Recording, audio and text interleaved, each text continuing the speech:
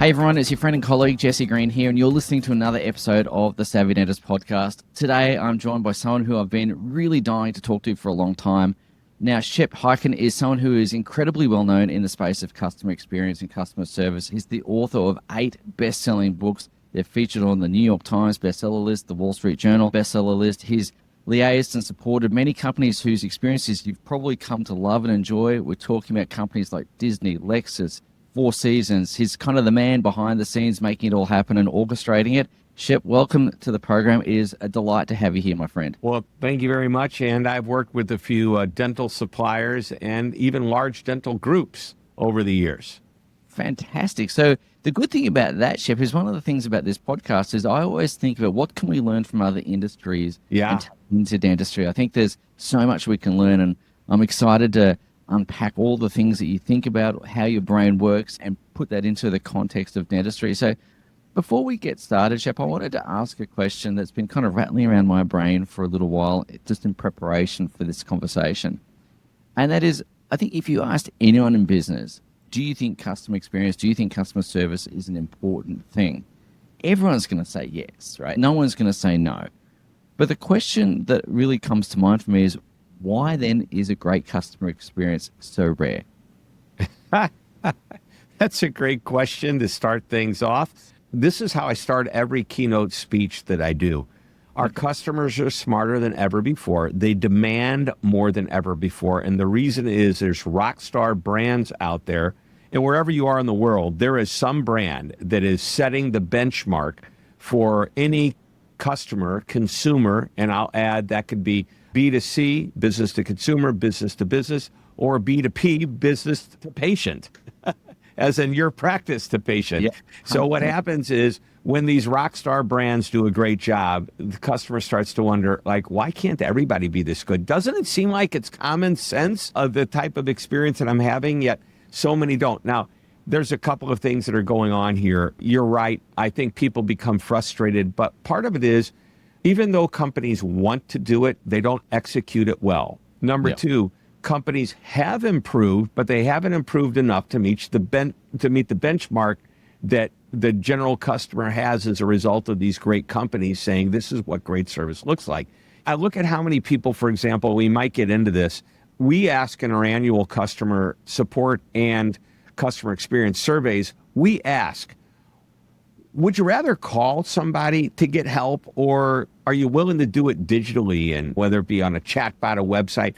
And 7 out of 10 customers, 68% actually, say, I'd rather use the phone. Now, 88% of those are baby boomers, older, as you would expect. They might not grasp technology quite as quickly as a younger generation, but still, I believe it's 52% of Gen Z. That's like over half of Gen Z says, I'd prefer the phone. You got to hold on. Didn't they grow up with a phone or with a technology device, even though it is a phone, they never use it for that, attached to their ear or in their hands or in their pockets? Yes, they did. But the point is that even with all the technological advances, like chatbots are really good right now, but not enough companies and organizations have started using the newest and latest and greatest. So there's this inconsistency. So I predict in the next 2 years, this conversation that we're having today is going to change, because you're going to see a lot of companies have caught up, and we're going to start seeing service getting any better, a little bit better. Now, there's a group here in the U.S. called the American Customer Satisfaction Index that measures major brands in every category. And I just received their recent study, and it said that we are like where we were 12 years ago. How can that possibly be, is what I think, because I see companies really trying to excel. Once again, customers are more demanding than ever before. And as I think the technology gets embraced by companies that are holding on to old technology that needs to go away, you're going to start to see this happen. I'll give you an example in the dental industry, if I can. I go to my dentist, and I believe they've really nailed the digital experience. I can make an appointment. I can confirm my appointment. As simple as getting a text. 1, I'll be there. 2, I won't. That kind of thing. The follow-up is really good. Sometimes I get annoyed with the customer satisfaction surveys that they ask me to fill out again and again, but I digress. But the point is, I don't have to call the office, and I don't have to be put on hold. I don't have to be talking to somebody trying to figure out their calendar and mine to make it work, and then get interrupted by a patient that's at the office that needs to be taken care of. I can get all this done so quickly by just logging in and doing it myself. And you know what? I love it. It works for me. And as a result, I go, yeah, this is a great experience. It's really interesting. There's a couple of threads there I'd really like to talk about. One is technology, and we'll talk about that in a second. But the other one is that human-to-human condition, because at the end of the teeth is a person, and that person has thoughts, feelings, emotions, and all the vagaries that go into being a human being. And you also mentioned the younger generation, Gen Z, with a phone it's almost surgically attached to their hand, and yet they're not speaking as much on the telephone as we think, or they might be wanting it more. The question I've got for you around this is my observation with a couple of experiences I've had is people seem reluctant to actually want to call someone. Why do we hide behind an email? Why do we avoid that human interaction? I'm all for a really good digital experience, by the way. I think that's important. But equally, why is there almost a bit of fear of an outbound call being made? Why do we think, I'll just send the email rather than talk to a human being? What we don't want is to be put on hold to talk to somebody that has to transfer us to somebody else. And I think as a result of that, we try to stay away from it. In general, customer support, and I joke about this, I think the number is 48%, but it's a question, would you rather clean a toilet or call customer support? Okay. Now that's an extreme, that's an extreme question, which is humorous, but I think it's 40% or it's somewhere, a crazy number high that it's like, yeah, I ask questions like, would you rather go to dinner with your in-laws or call customer support? Would you rather have, I wish I could find this one. It's a good one. I'm going to look for it right now. Would you rather go to the dentist or call customer support? I think I've got to give you the answer to that one. So every year we ask some of the same questions just because I like to know if things are changing over time. But I'll find, I've got a lot to look through here. But there's some pretty funny ones here that I do ask. And it's very interesting. As funny as these answers are, there's a little bit of seriousness to the answer. Granted, maybe, and I can't remember if it's about probably 38% or so. Let's see if my memory serves me well. Let's see. Here we go. These are my fun questions. Would you rather speak in front of an audience of 1,000 people or call customer support, knowing that public speaking is one of the major fears in the world that people have? Well, I can't get my hands on it right away, but it's a fun question to ask. Essentially this, know that people don't want to have that experience of waiting. They don't want to talk to somebody they can't understand because of a thick accent. They don't want to have background noise so loud because they're calling a contact center where there's so many people. Or in the case of calling a dental office, as I mentioned before, they don't want to be calling, being put on hold. And you made me think of something. Can I kind of run down a rabbit hole here for a second? Absolutely, go for it. I remember going to the dentist when I was a kid, and I'm a little bit older than you. I remember my dentist cleaned my teeth. Okay. When I went to a new dentist, and I found a new dentist was retired probably about 1984, 85. So that's 40 years ago? Okay. I'm still going to that dentist. Yeah. And guess what? That guy still cleans my teeth. Now, he has a larger practice, and he's brought on a younger dentist, and that dentist has a number of hygienists. And I always wonder, I bet those hygienists are really focused on cleaning teeth. They may even be better than my dentist. But I love that relationship that I have with my dentist. And by the way, from a practical dental perspective, I asked him specifically, I go, why do you take the time to clean my teeth like this? He goes, that's the way I've always done it, and I like doing it. I get to know my patients. Maybe I don't see as many patients. I go, well, do you think you do as good a job? He goes, well, let's just look at your records. Let's see how many cavities you've had since you've been here compared to when you were younger. And you know what? I've had one cavity in 40 years. Wow. One cavity. And by the way, I have a bunch of other cavities from just prior to seeing them. Yeah. And that's really interesting. And it ties into a book you wrote, actually. And it's a topic that I'm very passionate about. I'm very passionate about retaining customers, retaining. Oh, yeah. And you wrote a book with I'll Be Back. I'll Be Back, right? The Yeah. old Arnold Schwarzenegger line. And the great Austrian philosopher, Arnold Schwarzenegger. the great Austrian philosopher. He said, I'll be back. The governor, right? So I wanted to ask you about what creates loyalty versus satisfaction. And I also want to just tie this in with another piece of your content, which I was very amused to listen to on a video, which was fine is the F-bomb of customer experience, right? So I wondered if we could tie some of those themes together and talk about where loyalty begins and satisfaction kind of ends, if that makes sense. Yeah, so loyalty is an interesting thought. Loyalty oftentimes is misunderstood because somebody that comes back again and again may not be loyal to you. It's just you're more convenient. You're easier. I started doing business with you. It would be hard to leave you. You get the satisfaction survey, as many of us have received, and it has high ratings. That tells you did good on the last time. But the big question is, does the customer come back? And if they do come back, that's nice. But why are they coming back? And we want to find out why, because the why is just as important to the fact that they do. And I'll tell you why. Because if I go like clockwork every 6 months to my dentist, and then one day I don't show up or I don't respond to one of my reminders and nothing happens, what are the chances I'm going to hear from my dentist other than an electronic or digital reminder? Yeah. Probably not. Now, I will hear from my dentist, okay, because I know my dentist. But after 40 years, that's a pretty good relationship. I didn't go to him because he was more convenient. As a matter of fact, when I first started going to him, there was 100 other dentists that were within 3 miles of where I lived, and he was 30 minutes away. Okay. And I still went to him because I knew this. I never had to wait. I would always be taken care of.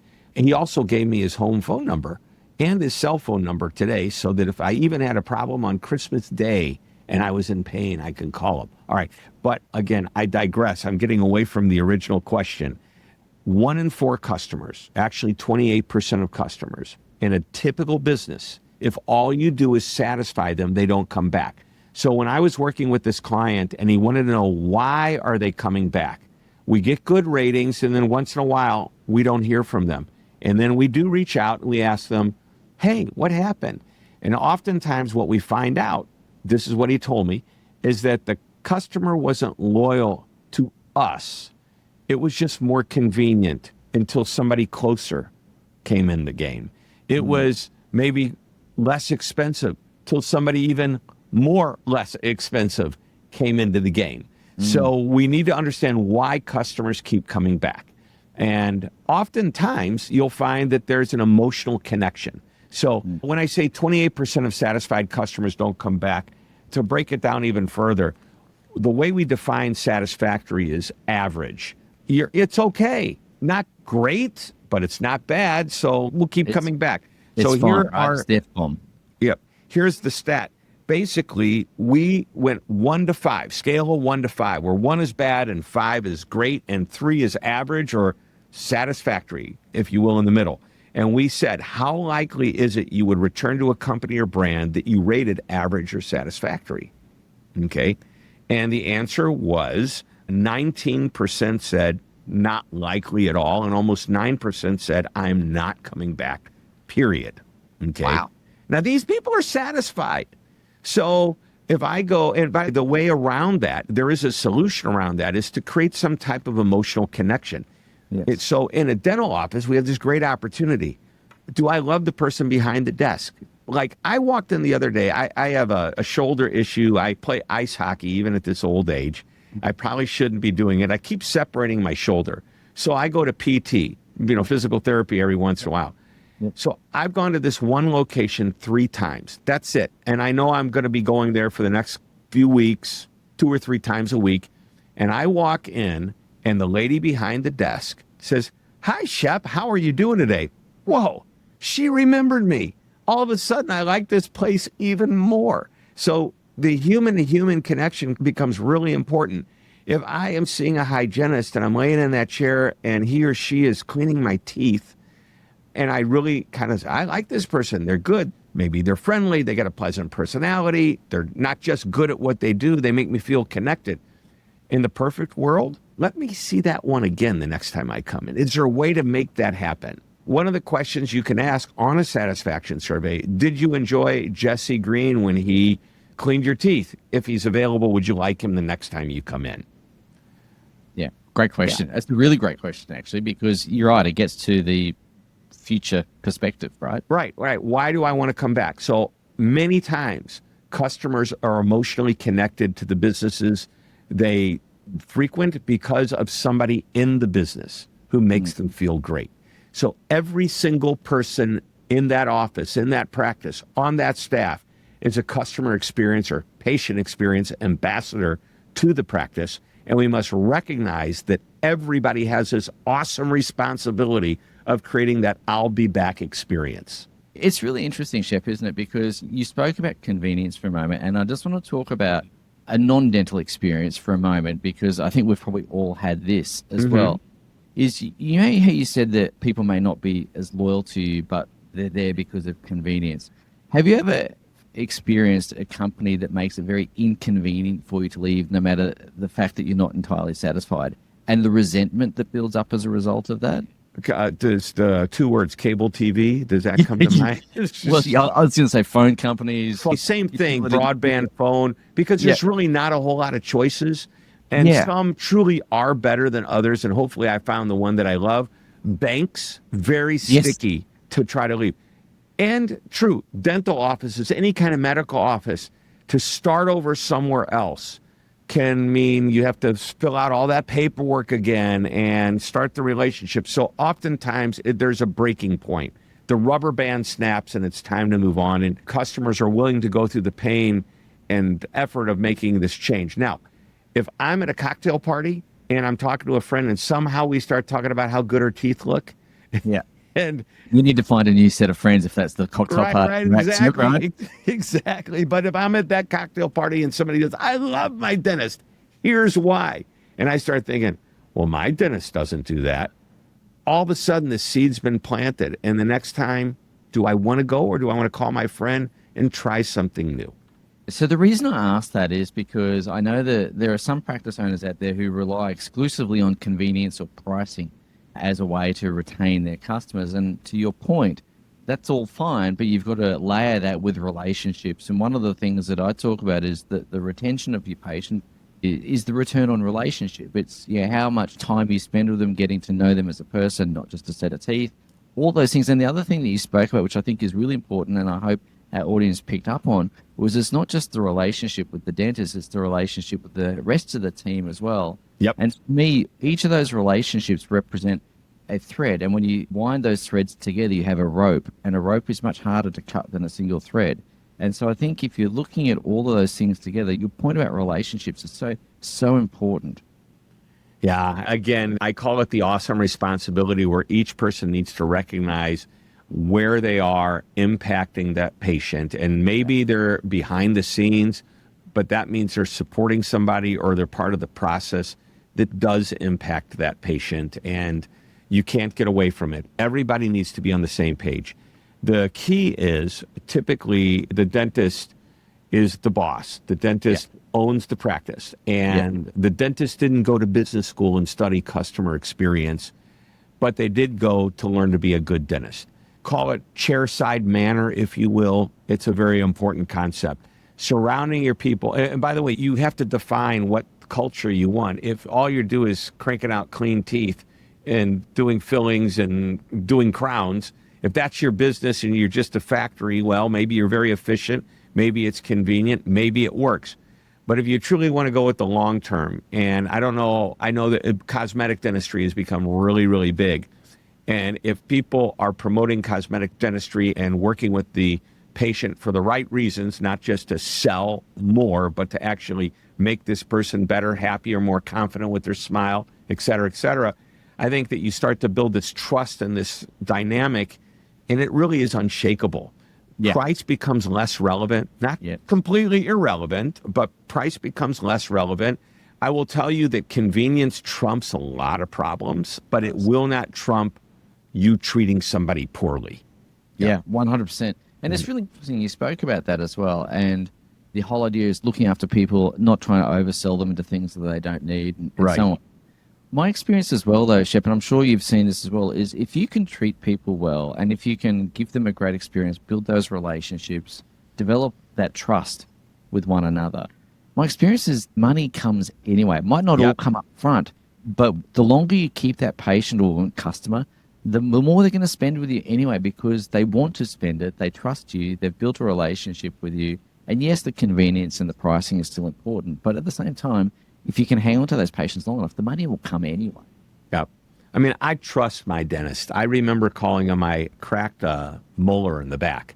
Yeah. And I had a choice. Pull it out, and I guess that's it. Or I don't know if I'm going to use the right terminology. Pull it out, do a bone graft. Is that right? And get ready to put an implant in. Put a dental implant in. Right. So an implant. So I actually have an orthodontist who I still go to for my Invisaligns. And I know I have them on right now. And I know my dentist also now provides that service. But I called my dentist right away and I said, hey, I cracked this. And we looked at it. And he goes, now you have a choice. You don't have to fill. It's your back molar. You've got other molars. You got the other side. And my orthodontist said, is it the money? And I thought, no, it's not the money. It's just the inconvenience. So I called my dentist back. And I said, I think I want to go through the work of having it properly extracted and all that. And he said he'd help work with the surgeon because he does a lot of crowns and a lot of implants and that type of thing. So it all worked out.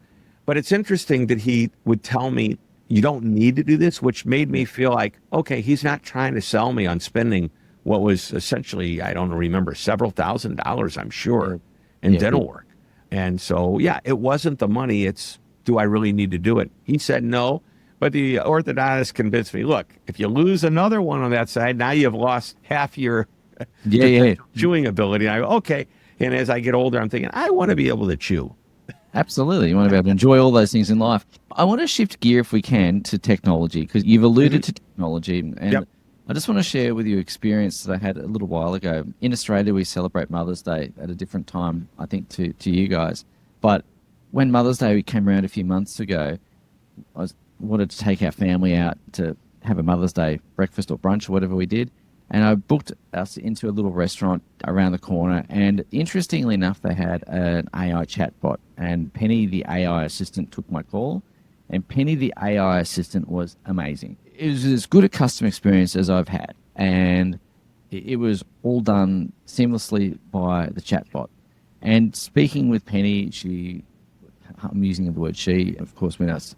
She's like a human. It's like a human. I'm attributing a gender to this chatbot. But anyway, the point I'm trying to make is that experience was very personable, even though it was done through technology. So I wanted to talk about the role of technology now, the role of technology into the future, and how to kind of systemize and digitize and automate some of those things, but maintain the human experience at the same time. So I wondered if you could share with me your thoughts about that, please, Mo. You know how Siri a few years ago sounded like a robot talking to you? And now you can choose the voice. Actually, my voice is the girl from Australia. She's been on our podcast. Her name's Karen Jacobson. Well, Karen's a friend of mine. There you go. Yeah, I love Karen. So on our podcast. Recalculate. You have arrived at your destination. You have arrived at your destination, right. So Karen's a good friend. Anyway, I digress. Technology today. When you talk to a chatbot, it sounds very human-like. I now have ChatGPT on my phone, and when I've got a question, I named her Athena because she's so smart, and that is the goddess of knowledge. And I asked her one day, hey, I need to name you. I'm thinking I'm going to name you Cinderella because you do everything. And she goes, if that makes you happy. I said, or maybe Athena, goddess of knowledge. She goes, well, that makes me happy. Anyway. She talks to me and I can interrupt her and she's very friendly and she tells me the truth. Okay. And I like that. It sounds like a person. Well, that same technology today, and by the way, it's only a couple of years old. Yeah. If somebody has an older system and feels like, well, they paid for it and they want to get their money out of it. No, forget about it. It wasn't that expensive to begin with. Upgrade to the newest system and do what's almost human-like. But it's important to let that customer or patient or guest at a restaurant know that I am the chatbot. I am not a live human being. And if you'd like to speak to a human being, all you need to do is push 0 and you'll be transferred to whoever's available, right? Yeah. So we're very transparent with that. And the next thing people will be concerned about is, well, don't chatbots make mistakes? Yes, they do. They can make a mistake. They can hallucinate and give you bad information. However, my new question is, haven't you ever called a live customer support agent or somebody and didn't get the right information? They made a mistake. Absolutely. I'm going to bet they make more mistakes than the chatbot does. Every day. Yeah. And it's really interesting you spoke about that. And I think your point is really important, is to be transparent about the fact that you're talking with a chatbot, and it's to give people the opportunity.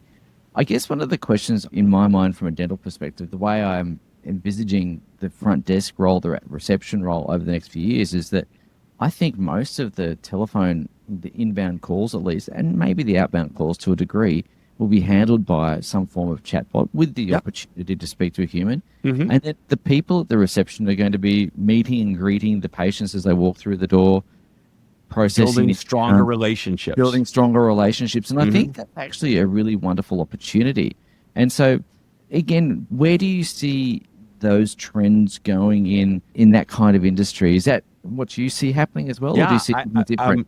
I think I was just looking at a survey in Europe about the investments that companies are making into these types of technologies. And I was really surprised to see the investments in chatbot being very low.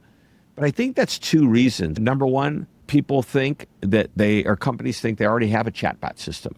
Okay. But is it the most improved, the latest and greatest? It's going to give people more confidence and create a better relationship because it seems more human-like. Okay.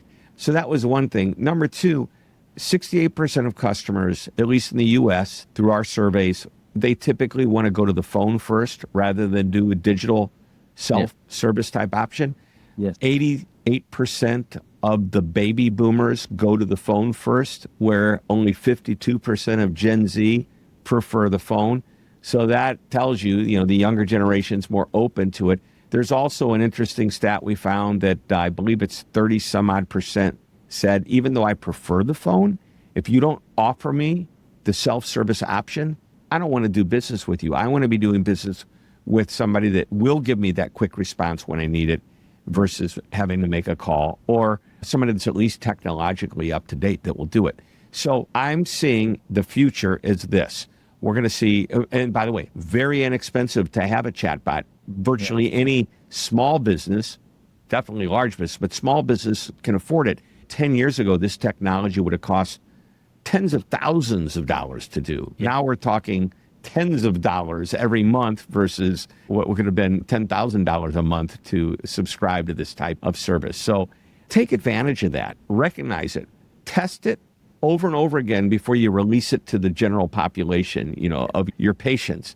Make sure it works well. And I think you'll be surprised how well it works, and educate the patient on how easy it is to book an appointment, check in online, et cetera, et cetera. Make sure that they know how to do it, because you want them to use it and you don't want to deflect them to it without the option.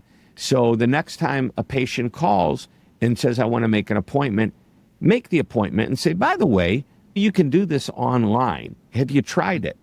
And here's something interesting. Say, when you took out the phone to call us, where was the phone number? It was in their phone. It was in their mobile device. It wasn't in a phone book anymore. So they're already halfway to the digital experience. Exactly right. And for those practices who want to get on board with chatbots and all those sorts of things, are there any platforms that you think are better than others? Do you have a preference at all? Oh boy, I try to remain brand agnostic. Yeah. Every single day I get pitched by PR companies about these new companies coming out with the latest and greatest. I just think you have to find one that you like and, go with it. Most of them will do what you want to do at the level that the dental practices are in right now. You're not looking for sophisticated. By the way, none of them are all that sophisticated. They can't yet handle the extremely complex problems. No. And I will say this, that when you ask general consumer how comfortable they are using a chatbot for medical issues, and I'll say dental is part of that, Many of them say, you know what, I'd rather talk to a human about that. Well, that's about the actual issue, the treatment, the problems, the pain they may be in. But when it comes to something as simple as making an appointment, how many hours a day does that person at the desk talk to people on the phone about appointments being made or canceled? I'll bet you it's 20% of their day, maybe more. Is that? Yeah. I mean, it's not uncommon. I mean, obviously we want it to be less than that. But that's the point. What if we can give an hour to 2 hours of additional productivity and still create the same experience, if not even better, for our patients? Yeah, 100%. I think that's the key. That's how you can look at it paying off. You can say, wow, this costs so much per month or per year, and say, well, what if I gave you an hour per day? That's 5 hours a week of somebody's time. Multiply that times 52, that's 250, we'll just call it 260 hours a year. And what am I paying that person an hour?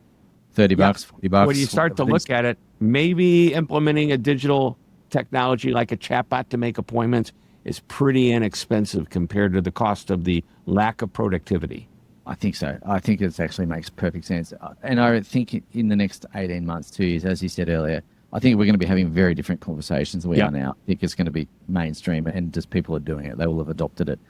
I wanted to ask you, just as we round out, Shep, I wanted to ask you about your favorite customer experiences that you've had and specifically why they were your favorite and what could be taken from our audience that's useful and relevant to incorporate into their own experience. So you've obviously been in this space now for some time. You would have had the opportunity to, as you say, work with lots of wonderful organizations, not just in your consulting capacity, but also as a customer as well. Yeah. Which businesses for you really nail it? Well, it's not even so much the businesses. I mean, there's definitely companies that I love. Do you know who GoDaddy is? The company that you can buy your URL for your website. Yep. I love them.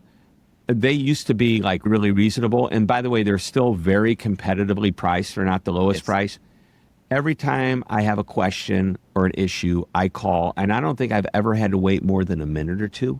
Wow. Okay, so that's a favorite company I love to work with. You're not going to believe if I tell you an airline, but my favorite airline to do business with, aside from the fact that I have lots of miles and points accumulated, American Airlines has been treating me very well for years. I'm at a tier that they know who I am, and when there's a problem, I know I can count on them, which is why I sometimes go out of my way, which means I might have to stop in a city and change planes in order to get to my destination, but I know they have my back. Now, but just like any business, if they stopped having my back, if I had a couple of bad mishaps, I might reconsider. But so far, they've been treating me great. I tell the story about a taxi cab driver. You can get this story, a modern version and what I would call a vintage version for like almost 20 years ago. The story's the same. Whether it's a taxi cab, an Uber driver, this guy was incredible. And every time I'd go back to Dallas, Texas, where he lived until he finally retired, I would call him and he would pick me up and take me around. And by the way, I had limousine/taxi drivers. They weren't really long stretch limousines. They were sedans. But they would pick me up and take me in different cities because I found my favorite people in every city and I would keep going back to them. But this one particular cab driver, we can learn so much from him. The story is basically, he had these little amenities that he gave me. For example, there was a soda or a bottle of water that I could have. Yeah. There were newspapers. I mean, just if we get into a taxi, an Uber, a Lyft, or whatever, I'm not sure what you have over there in Australia, but similar technology type transportation where you set up your appointments and they come and get you and whatever. Some of these people are better than others. Well, this guy, and I've never had this, it's one thing to have an Uber driver immediately finish, you get a note from Uber, thanks for driving, do you want to tip and rate the driver? Yep. Okay, yep. That's fine.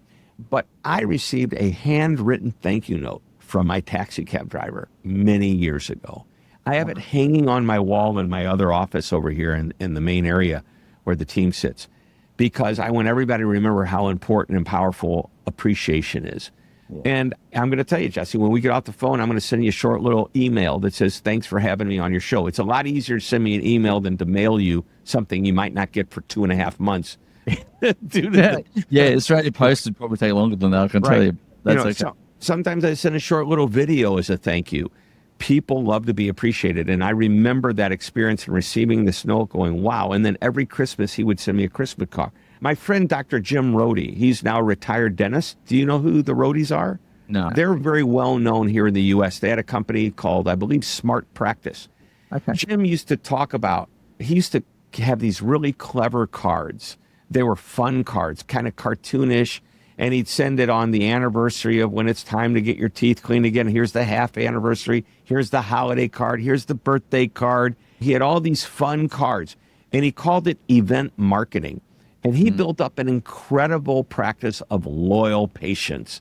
Yeah. And I think any company can do this. Any practice can do it. These are principles that work for virtually any type of business. So they're not isolated to just B2B, B2C. I mean, they work for, especially in our dental practices.